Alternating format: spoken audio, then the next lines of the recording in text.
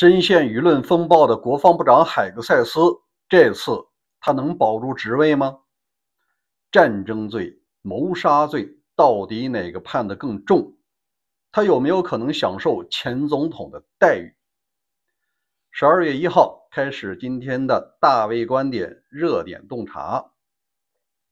在11月28号，华盛顿邮报报了一个超级大消息，这2天一直是美国各大媒体的头条，有点要超过川普那个意思。这个新闻的主角就是现任的国防部长海格塞斯。简而言之呢，他被爆出来在9月2号亲口下达命令，对那种还没有被导弹炸死的渔民，当然了，他们说是运毒者，进行了2次击杀。这儿不仅仅是一个新闻的问题，根据美国的法律，根据日内瓦公约和海商法，这儿是犯罪行为，至少有2个罪都是要把牢底坐穿的。第一个是谋杀、1级谋杀、共谋，第二个就是战争罪。这个事情爆出来以后海格塞斯矢口否认没这事儿。他呢和他的老板一样说这是假新闻。那问题是华盛顿邮报曾经爆出过这个水门事件，把这个前总统都拉下马了。他如果没有证据，绝不可能发这样的新闻。他难道不知道海格塞斯是老川的红人吗？那这个证据慢慢是往外爆，现在证据集中在一份会议纪要和备忘录，就提到了海格塞斯亲自下达命令完成了击杀。今天情况就不一样了。川普在被记者问到的时候，他没有采取以往的那种大包大揽员工底下的人我要保你，没有。他说了，这儿不是海格塞斯下的命令。然后记者就问，他说有，然后呢，川普2次更正，海格塞斯说他没有下达这样的命令。这说明什么问题？川普也认为下达这样的命令是个高压线，是不能碰的。然后呢，记者不死心，又问了，说假设海格塞斯真的下达这样的命令，你会怎么处理？这个时候川普他仍然不说，他说他没下达，你让我怎么下决定？他不想碰这个事儿，也不想赦免。那海格塞斯看到老板这个态度今天确实是有点慌。他呢特地发了一个 X， 他说9月2号那天的指挥官是海军上将布莱德利，我100%支持他的决定。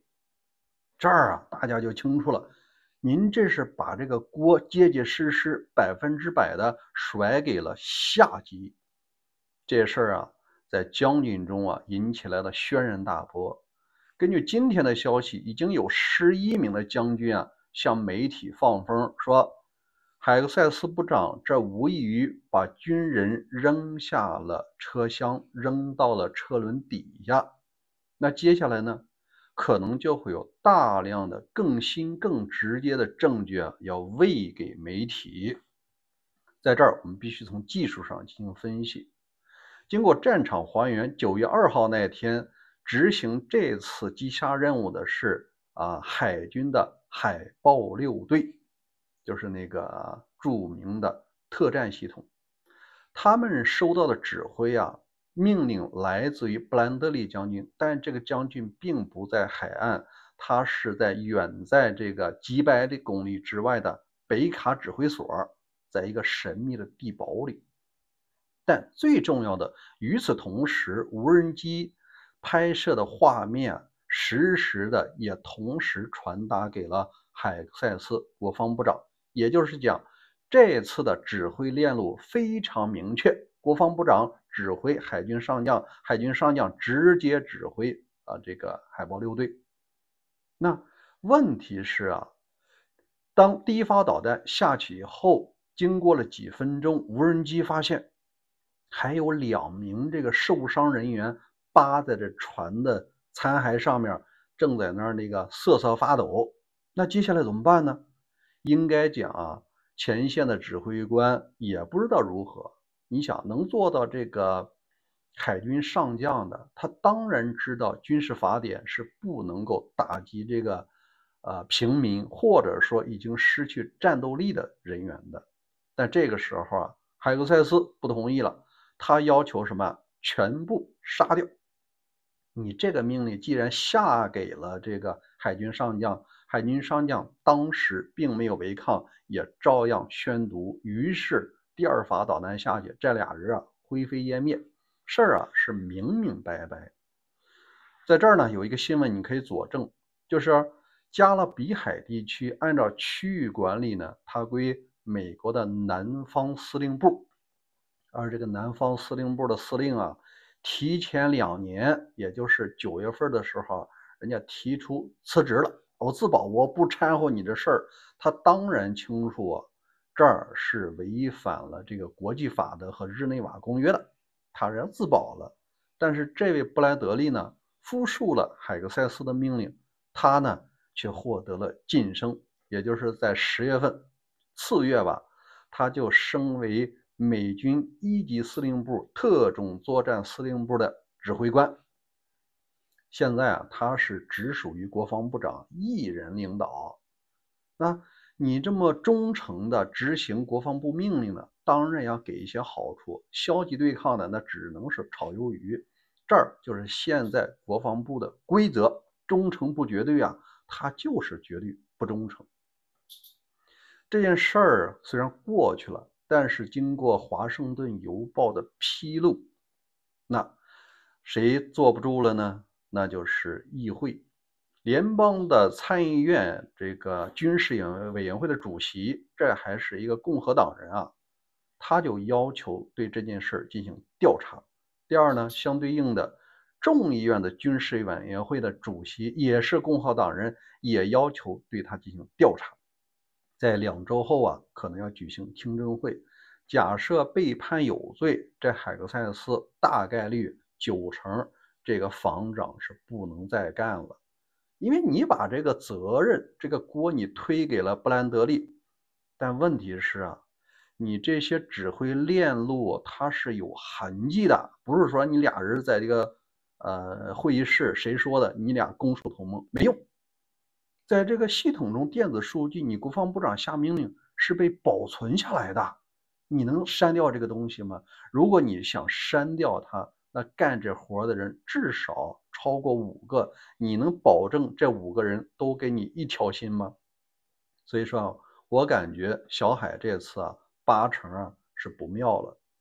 那接下来如果说他真的被判有罪，那到底哪个罪名更重呢？1级谋杀最高是终身监禁，但至少呢是10年起步。